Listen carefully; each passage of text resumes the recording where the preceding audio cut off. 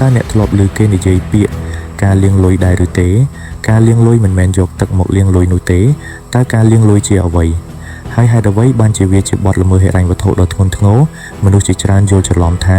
ការលាងលុយគ្រាន់តែជាការផ្ទេរប្រាក់ពីគណនីមួយទៅគណនីមួយឬជាការដាក់ប្រាក់ចូលធនាគារធម្មតាប៉ុណ្ណោះប៉ុន្តែការពិតនៅក្នុងពិភពច្បាប់និងហិរញ្ញវត្ថុវាគឺជាបទល្មើសហិរញ្ញវត្ថុដ៏ធ្ងន់ធ្ងរដែលមានគោលបំណងលាក់បាំងប្រភពនៃប្រាក់ដែលបានមកពីសកម្មភាពខុសច្បាប់និយាយឲ្យងាយយល់ការលាងលុយគឺជាដំណើរការធ្វើឲ្យប្រាក់ដែលបានមកពីសកម្មភាពខុសច្បាប់មើលទៅដូចជាប្រាក់ដែលរកបានដោយស្របច្បាប់ប្រាក់ទាំងនោះអាចមានប្រភពពីការឆបោកតាមអ៊ីនធឺណិតការជួញដូរគ្រឿងញៀនអំពើពុករលួយការជួញដូរមនុស្សការគេចពន្ធនិងបទល្មើសផ្សេងៗទៀតជាទូទៅការលាងលុយមាន3ដំណាក់កាលសំខាន់ៗដំណាក់កាលទី1ការបញ្ចូលប្រាក់ទៅក្នុងប្រព័ន្ធហិរញ្ញវត្ថុ placement នេះគឺជាជំហានដំបូងក្នុងការបញ្ចូលប្រាក់ដែលបានមកពីសកម្មភាពខុសច្បាប់ទៅក្នុងប្រព័ន្ធហិរញ្ញវត្ថុឧទាហរណ៍ដាក់ប្រាក់ចូលគណនីធនាគារឬយកទៅទិញទ្រព្យសម្បត្តិដែលមានតម្លៃដើម្បីឲ្យប្រាក់នោះចាប់ផ្ដើមចូលក្នុងប្រព័ន្ធសេដ្ឋកិច្ចដំណាក់កាលទី2ការលាក់បាំងប្រភព layering នេះគឺជាដំណាក់កាលដែលស្មុគស្មាញជាងគេ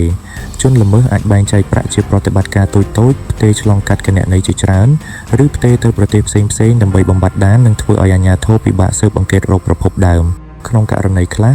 ពួកគេអាចបង្កើតក្រុមហ៊ុនដែលគ្មានសកម្មភាពអាជីវកម្មពិតប្រាកដដើម្បីបង្កើតប្រតិបត្តិការคล้ายៗដំណាក់កាលទី3ការបញ្ចូលប្រាក់ត្រឡប់មកក្នុងសេដ្ឋកិច្ច integration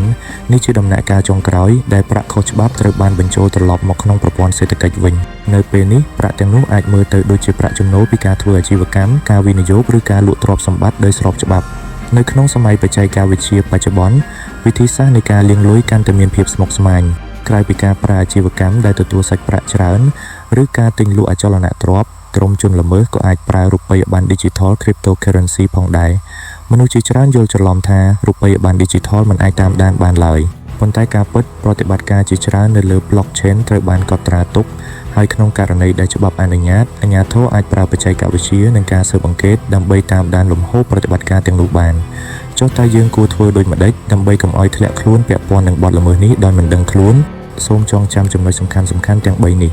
ទី1កុំបើកគណនីធនាគារឬកាបូបលុយ Digital ក្នុងឈ្មោះរបស់អ្នកហើយប្រគល់ឲ្យអ្នកដទៃប្រើប្រាស់ទី2ប្រសិនបើមានអ្នកផ្ដល់កម្រៃជើងសារខ្ពស់ដោយគ្រាន់តែឲ្យអ្នកទទួលប្រាក់ចូលគណនីហើយផ្ទេរបន្តទៅអ្នកផ្សេងដោយមិនមានហេតុផលច្បាស់លាស់សូមបដិសេធភ្លាមៗអ្នកអាចកំពុងត្រូវបានគេប្រើប្រាស់ជាមធ្យោបាយសម្រាប់ការលាងលុយទី3កុំជួលឬលក់គណនីធនាគារឬគណនីទូទាត់របស់អ្នកទៅឲ្យអ្នកដទៃទោះបីទទួលបានប្រាក់ច្រើនប៉ុណ្ណាក៏ដោយ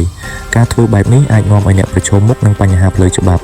សូមចងចាំថាការលាងលុយមិនមែនជាបញ្ហារបស់ជនល្មើសតែប៉ុណ្ណោះទេមនុស្សធម្មតាក៏អាចក្លាយជាជនរងគ្រោះឬជាប់ពាក់ព័ន្ធដោយមិនដឹងខ្លួនប្រសិនបើខ្វះការប្រុងប្រយ័ត្នដូច្នេះការយល់ដឹងអំពីការលាងលុយគឺជាវិធីការពារខ្លួននិងក្រុមគ្រួសារដ៏ល្អបំផុត